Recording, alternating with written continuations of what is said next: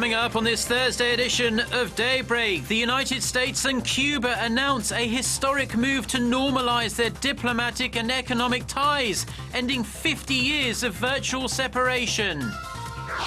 North Korea marks the third anniversary of the death of former leader Kim Jong-il, ending a traditional period of mourning and setting the stage for Kim Jong-un to further tighten his grip on power. Plus, the former vice president of Korean Air leaves a prosecutor's office in Seoul after a 12-hour questioning session over the so-called nut rage incident. Reports suggest an arrest warrant could be issued as early as this Thursday. Daybreak begins now.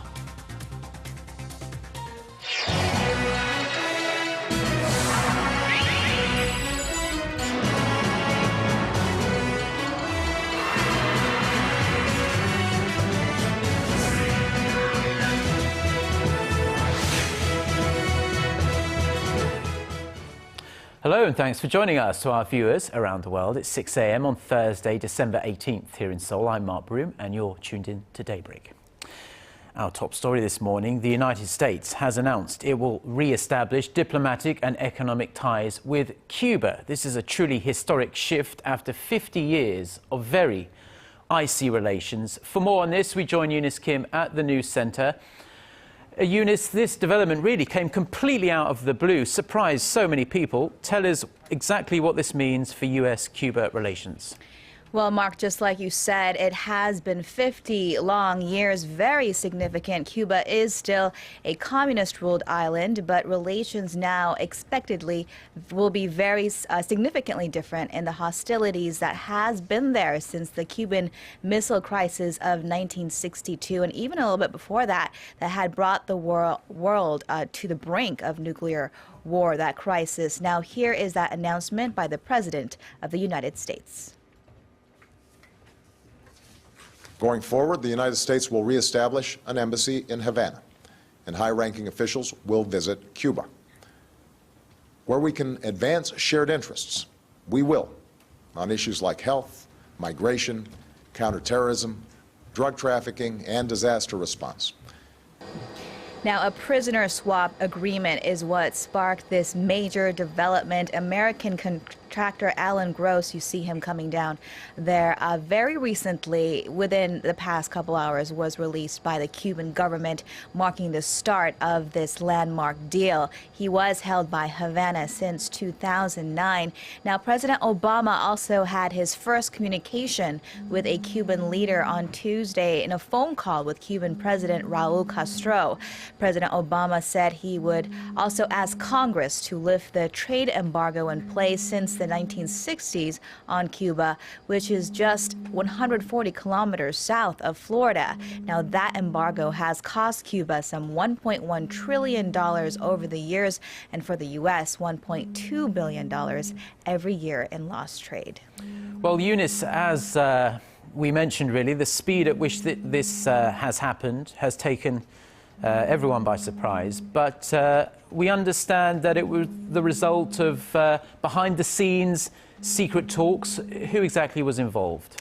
Well, believe it or not, it was Canada and the Vatican. The Pope himself is said to have been very engaged in getting this deal through. There was more than a year of secret talks in Canada and the Vatican.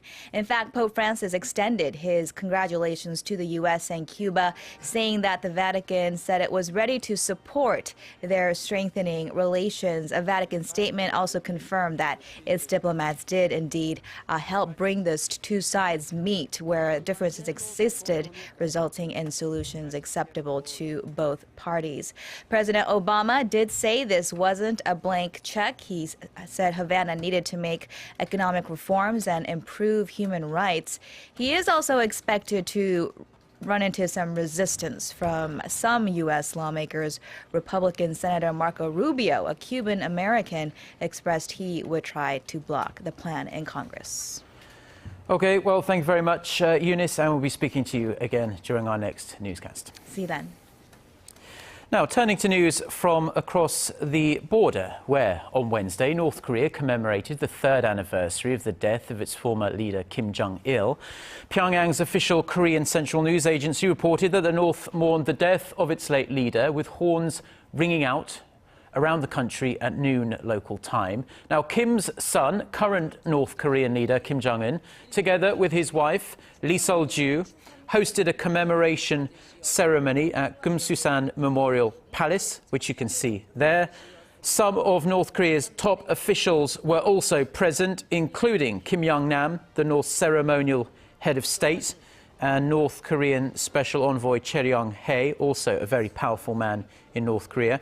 Kim Jong-un's aunt, Kim Jong-hee, was not seen, though. There were reports earlier this month that she actually died of a stroke during an argument with her nephew over the execution of her husband, Jang Sang-taek, last year. Now, during his 3 years in absolute power in the north, Kim Jong-un has beefed up efforts for economic development centered on attracting, or at least trying to attract, foreign investors. In the second in our three-part series, our Hwang Sung-hee takes a look at the changes made and what still needs to be done. You see high-rise apartments, taxis, people using mobile phones, and children on rollerblades all on the streets of the North Korean capital, Pyongyang. Now, North Korea has recorded 3 straight years of economic growth, although it is in the 1% range, and experts attribute this to Kim Jong-un's relaxed regulations. Small companies have been granted autonomy in management, although there are limits to self-sufficiency. Such marketization through 장마당 or black markets allows people to more easily buy materials. But for a real economic liftoff, North Korea needs to attract foreign capital. For that, 10 more special economic zones were established this year, raising the total number to 24. North Korea claims over 300 foreign firms from countries like Australia and Singapore have invested more than $1.4 billion, although these zones are known to have received just $400 million, with 80% of the money coming from China. North Korea's unilateral manner of doing business is keeping investors away, says a Dutch businessman who leads business-related missions to North Korea. North Korea is also open for business and for foreign investment, but the foreigners, they are not going on a large scale into North Korea. And this is all politics, I'm afraid. Experts say as long as Kim Jong-un clings on to the so-called Pyeongjin line, or dual development of nuclear arms and the economy, any effort for change will be futile. North Korea may become more aggressive in introducing reform measures next year to form a Kim Jong-un-style economy. But there will be limits unless there is progress and dialogue on the nuclear issue, like the resumption of the six-party talks. They also note the need for secure legal measures, as the world saw North Korea's commitment problem when it unilaterally closed down the inter-Korean Kaesong industrial complex for 5 months last year. Hwang Sung-hee, Arirang News. Now, the sinister turn in the Sony Pictures hack attack has prompted the cancellation of the New York premiere of the forthcoming comedy film The Interview. This after the group that hacked into Sony Pictures' computer systems threatened to physically attack movie theaters showing the movie. Now, this film, which stars Seth Rogen and James Franco, centers around a plot to assassinate North Korean leader Kim Jong-un. A representative for the landmark Sunshine Cinema in New York confirmed that Thursday's scheduled premiere has been cancelled, and it's also unclear if the event will be rescheduled. The U.S. Department of Homeland Security, however, says it doesn't actually view the latest threats as credible. Sony Pictures says it's letting theaters decide whether to play the movie.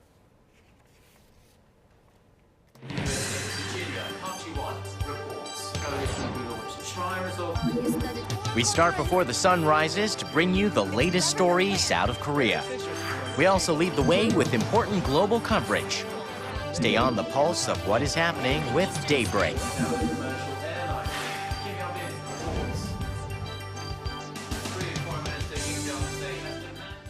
Now, stocks on Wall Street have been surging after the Federal Reserve signaled that it's in no hurry at all to raise interest rates. The Dow Jones Industrial Average has jumped as much as 300 points in trading today after the Federal Open Market Committee, in a statement, said it would respond more flexibly in normalizing monetary policy. Both the S&P 500 and the Nasdaq have also risen sharply in Wednesday's trading session.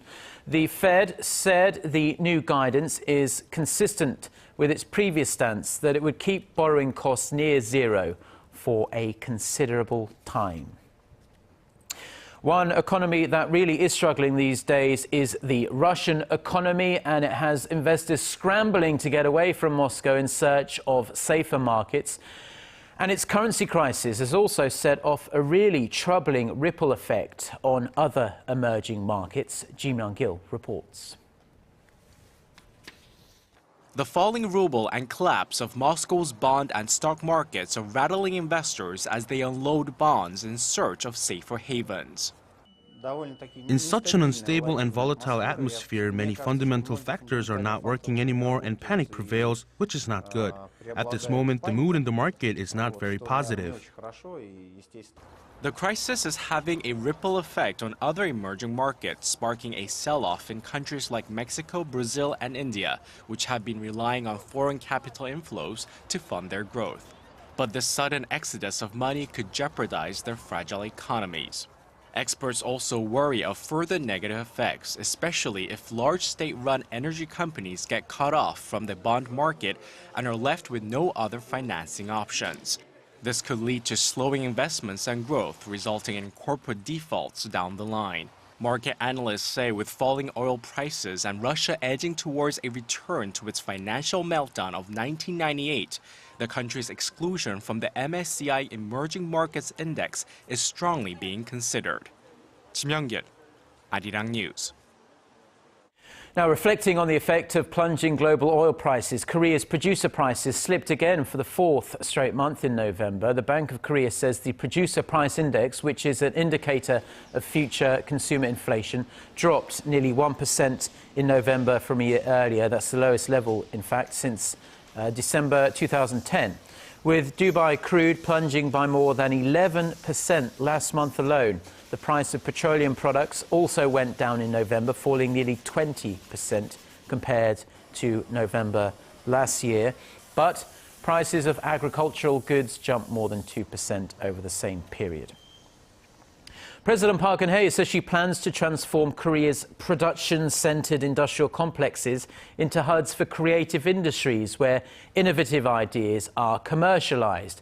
At the opening of Korea's fourth Economic Innovation Center in the southeastern city of Gumi, the president noted that complexes in the region had helped to vitalize the local economy and other local economies like it over the past 4 decades, but added that it's time to increase production by way of the Internet of Things, as it's called, and big data. Now, President Park's innovation centers are part of her vision of a creative economy where startups, local governments and research institutes are matched up to receive various support from big business.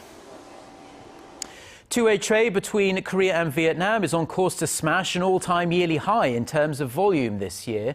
This forecast is expected to rise even further in the coming years as the Korea-Vietnam free trade deal is set to come into effect in the months to come. Our Kim Ji-yeon reports.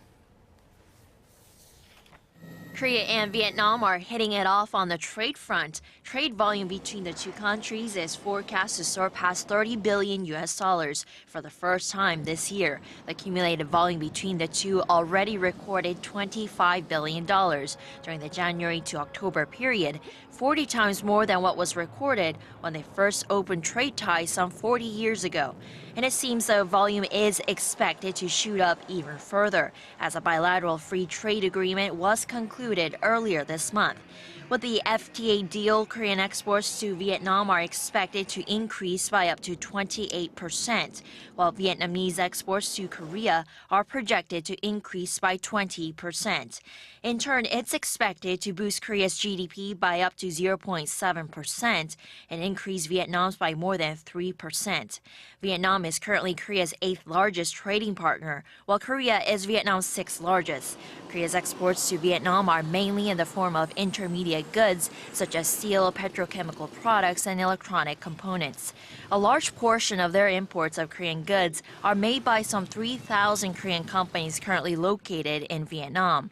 For example, Korean exports of telecommunications parts rose sharply by 24% this year from the previous year, following a $5 billion investment by Korea's Samsung Electronics after it built a plant in the Southeast Asian nation. Korea imports textiles and agriculture and fisheries products from Vietnam and is expected to open up its market for nearly 500 additional Vietnamese products. Kim Jong, Arirang News. Now, in a significant military deal, Korea has secured a second agreement to export homegrown K9 self-propelled howitzers. Under this agreement, Samsung Techwin will sell 120 of the howitzers to Poland for $320 million. The first batch of 2 dozen will be sent to the Eastern European country by the year 2017. The rest will go through technical transfer and be manufactured in Poland itself. Back in 2001, Samsung Techwin signed a deal with Turkey to export more than 300 units of these K9 howitzer guns. Now, the under-fire former Vice President of Korean Air refused to answer reporters' questions early Thursday morning after wrapping up a marathon 12-hour session at a prosecutor's office in Seoul. Summoned for questioning over the so-called nut rage incident, Jo Hyun-ah left the Seoul Western District Prosecutor's office at around 2:15 a.m. Korea time. Prosecutors are seeking an arrest warrant for the 40-year-old. Yonhap News Agency cites a source within the prosecution as saying that could be issued as early as this Thursday. Jo sparked a national uproar early this month when she made the head steward deboard a flight bound for Seoul after allegedly reacting angrily to the way she was served nuts. She's believed to have been grilled over allegations that she may have violated aviation laws by causing a delay in a commercial flight. Now, in what has become an annual tradition of sorts, Google has released its top 10 most searched items of the year, from celebrity deaths to the Ebola outbreak. The list provides a snapshot of the main events of 2014. Our Connie Lee has the details. It's that time of year again when Google releases its roundup of the most searched terms over the past 12 months.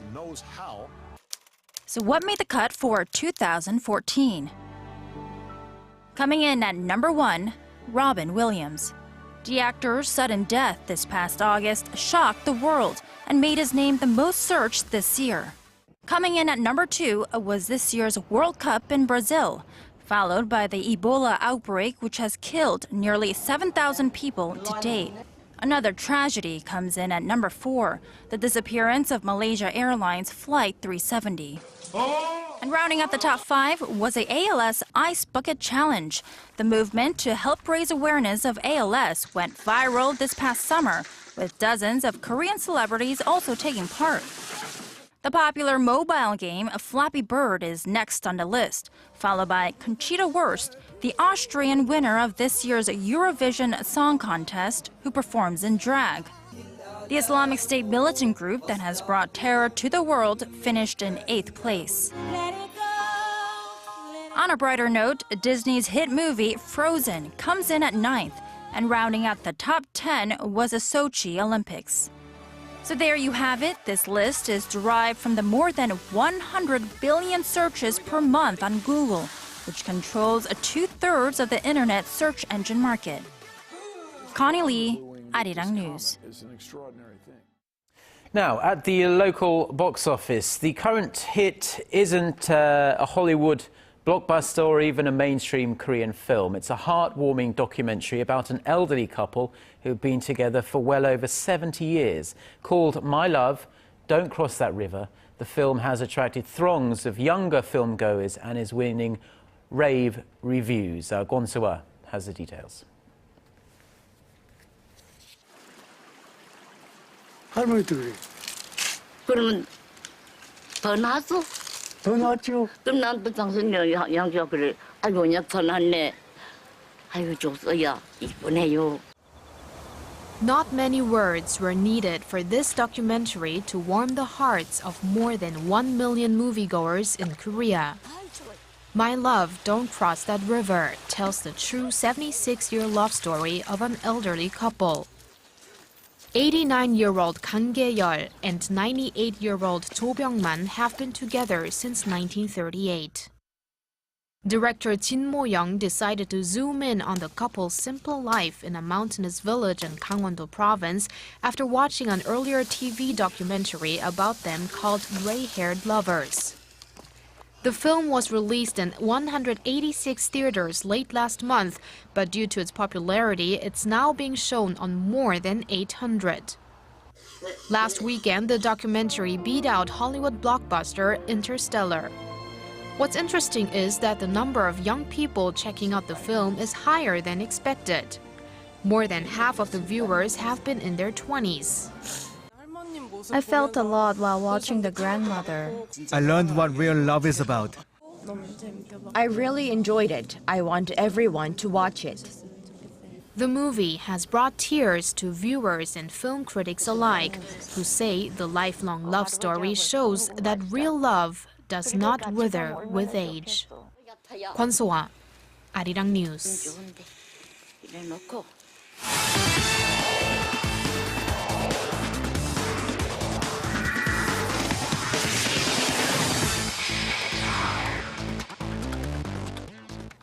And a good Thursday morning to you all as we kick things off with Gallup Korea's latest survey results for this year's top athlete, as 1,703 people around the nation ages 13 and up voted for 4 weeks starting on October 29th to November 25th. And receiving a total of 42% of the votes, rhythmic gymnast Son Yeon-jae was named the top athlete of the year in the survey for the second time since 2012. Now, during the Incheon Asian Games, she won Korea's first gold medal in rhythmic gymnastics, capping an incredible season she had in 2014. Meanwhile, figure skater Kim Jong-il came in second in the survey, followed by LA Dodgers pitcher Lee Hyun-jin. And now moving over to the 2018 Pyeongchang Winter Games, this time where despite the ongoing issues with Pyeongchang, the Korea Olympic Committee remained positive, especially when it comes to their results in 2018. Now, Korea had their best results back in 2010 during the Vancouver Winter Games, where they finished 5th in the overall medal standings. But they plan to surpass that during the 2018 Pyeongchang Winter Games, as the Korea Olympic Committee stated that their goal is finishing with 20 gold medals for a 4th place finish in the overall medal count. Now, confidence is high as they expect a 15.8 billion won, or roughly $14.4 million budget for next year in their Pyeongchang project. And now shifting over to artistic gymnastics, where the god of vault Yang Ak-sun signed a 2-year deal to be part of the Suwon City Hall team on Wednesday. Now, despite several teams around the nation trying to sign the London gold medalist, Yang Ak-sun chose Suwon City Hall as his team, signing a 2-year deal on Wednesday worth 400 million won, or roughly $364,000. Now, happy to be a part of the Suwon City Hall team, he's set to make his debut with the team in April of next year. And now finishing things off in football, where the Korea Football Association announced on Wednesday that the national football team will face Saudi Arabia before kicking off their Asian Cup in Australia. Now, with Uli Stilleke and crew needing all the preparations they can get, they'll be facing off against Saudi Arabia on January 4th in Sydney, Australia, right before the Asian Cup kicks off. Now, Saudi Arabia has won the Asian Cup 3 times and finished runner-up 3 times as well, as the nation has a slightly better record against Korea with 5 wins, 7 draws, and 4 losses. And that's going to wrap it up for me. This has been SJ. Have a great rest of the day, and see you guys again for your sports needs.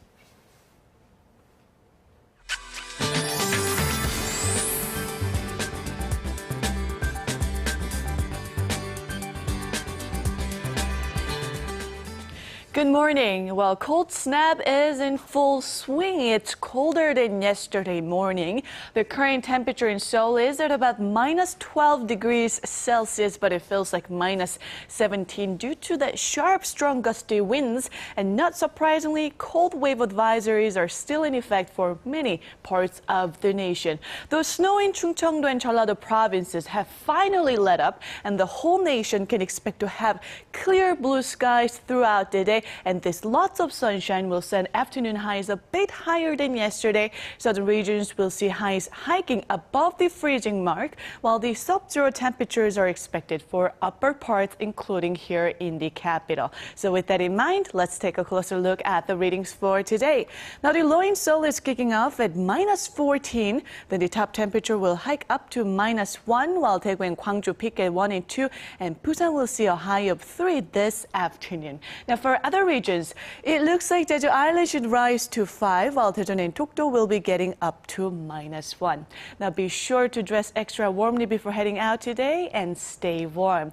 That's all for now. Back to you, Mark, in the studio. Well, thank you very much, Jion, for the weather. And that's all we have for now. Plenty more stories online for you to check out. And Korea Today is coming up in just a little over half an hour's time. Do enjoy the rest of your day. Goodbye.